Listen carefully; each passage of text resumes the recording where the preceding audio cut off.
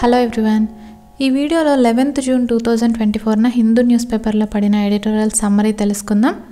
First editorial వచ్చేసి from warp speed to reset the state of India US ties. ఈ ఎడిటోరియల్లో మారుతున్న India US relations గురించి రాశారు. ఒక సంవత్సరం క్రితం అంటే 2023 సంవత్సరంలో యుఎస్ఏ ఇంకా India initiative on critical and emerging టెక్నాలజీని స్టార్ట్ చేశాయి. అంటే ఇప్పుడు వస్తున్న కొత్త టెక్నాలజీస్ని రెండు దేశాలు పంచుకోవడం ఇంకా సహకరించుకోవడం గురించి దీన్ని తీసుకొచ్చారు. ఇంకా జెట్ ఇంజన్స్ తయారు చేయడానికి అవసరమైన టెక్నాలజీని ఇండియాకి యుఎస్ ఇస్తానని చెప్పింది. అయితే ఈ ఒప్పందాల వల్ల గత సంవత్సరం ఏమనుకున్నారంటే యుఎస్ ఇండియా సంబంధాలు చాలా వేగంగా అభివృద్ధి చెందుతున్నాయి అని చెప్పి అనుకున్నారు. అయితే కొన్ని సంవత్సరాలుగా యుఎస్కి ఇండియాకి మధ్య సంబంధాలు మెరుగుపడుతూనే ఉన్నాయి.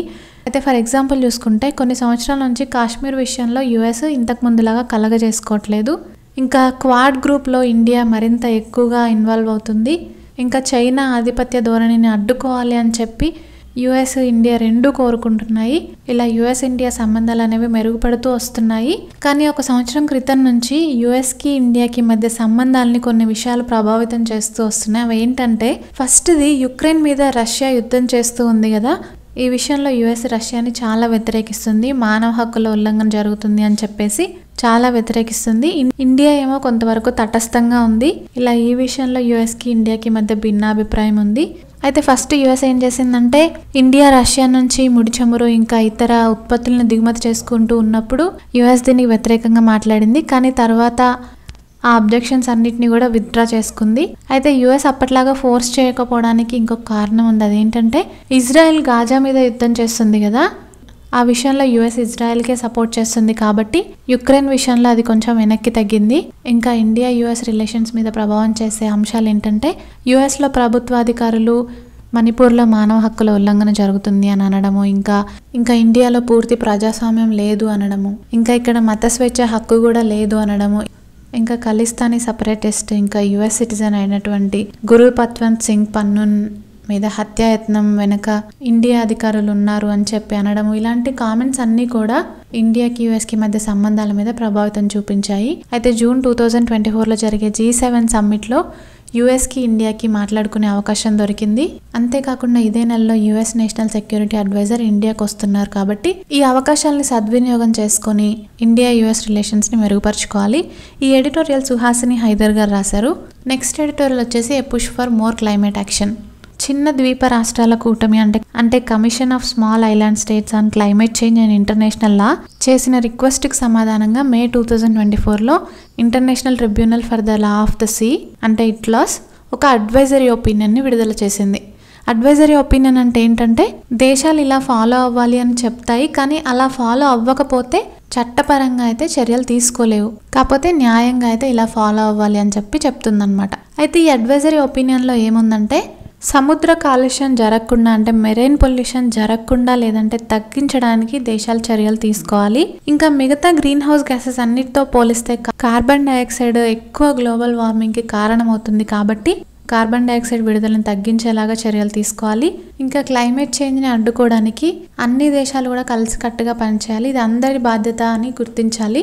ఇంకా ప్యారిస్ వాతావరణ ఒప్పందం ప్రకారం అంటే ప్యారిస్ క్లైమేట్ అగ్రిమెంట్ ప్రకారం ప్రపంచ సగటు ఉష్ణోగ్రత పెరుగుదల 1.5 డిగ్రీ సెల్సియస్ కన్నా మించకుండా చూసుకోవాలి. అయితే ఈ అడ్వైజరీ ఒపీనియన్ విడుదల చేయమని చిన్న ద్వీపాల కూటమి ఎందుకు రిక్వెస్ట్ చేసింది అంటే గ్లోబల్ వార్మింగ్ వల్ల కలిగే వేడిలో 90% సముద్రాలే తీసుకుంటాయి. అలా సముద్రాల్లోని ఉష్ణోగ్రతలు పెరిగి ఇంకా మంచు కొండలు అంటే గ్లేషియర్స్ కరిగి సీ లెవెల్ అనేది పెరుగుతుంది. అలా సీ లెవెల్ పెరిగినప్పుడు చాలా ద్వీపాలు వాటి భూభాగాన్ని కోల్పోవాల్సి వస్తాయి.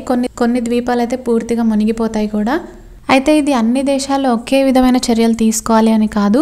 ప్రిన్సిపల్ ఆఫ్ ఈక్విటీ పరంగా దేశాలు వాటి ఆర్థిక స్తోమతని బట్టి ఇంకా వాటికున్న వనరులని బట్టి వాటికి వీలైనన్ని చర్యలు తీసుకోవాలి. ఈ ఎడిటోరియల్ అన్వర్ సదత్ గారు రాశారు. నెక్స్ట్ ఎడిటోరియల్ వచ్చేసి why India needs a third aircraft carrier. News reports ప్రకారం ఇండియన్ నేవీ ఎప్పటి నుంచో అడుగుతున్న థర్డ్ ఎయిర్ క్రాఫ్ట్ క్యారియర్ తయారు చేయబోతున్నారు అని చెప్పి రిపోర్ట్స్ వస్తున్నాయి. ఇది ఇండిజినియస్ ఎయిర్ క్రాఫ్ట్ క్యారియర్ 2 అవుతుంది. ప్రస్తుతానికి ఇండియన్ నేవీకి 2 ఎయిర్ క్రాఫ్ట్ క్యారియర్లు ఉన్నాయి, ఐఎన్ఎస్ విక్రాంత్ ఇంకా ఐఎన్ఎస్ విక్రమాదిత్య. అయితే ఇందులో INS Vikrant indigenous air craft carrier 1, అంటే ఇది మన దేశంలోని లోకల్ టెక్నాలజీని ఉపయోగించి తయారు చేసింది. అలా ఇప్పుడు తయారు చేయబోతోంది రెండవ స్వదేశీ ఎయిర్క్రాఫ్ట్ క్యారియర్. దీన్ని కొచ్చిన్ షిప్ యార్డ్ లిమిటెడ్ తయారు చేయబోతుంది. అయితే దీనివల్ల ఒక లాభం ఏంటంటే కొచ్చిన్ షిప్ యార్డ్ లిమిటెడ్కు ఉన్న క్యారియర్ బిల్డింగ్ క్యాపబిలిటీస్ వృధా అవ్వకుండా ఉంటాయి.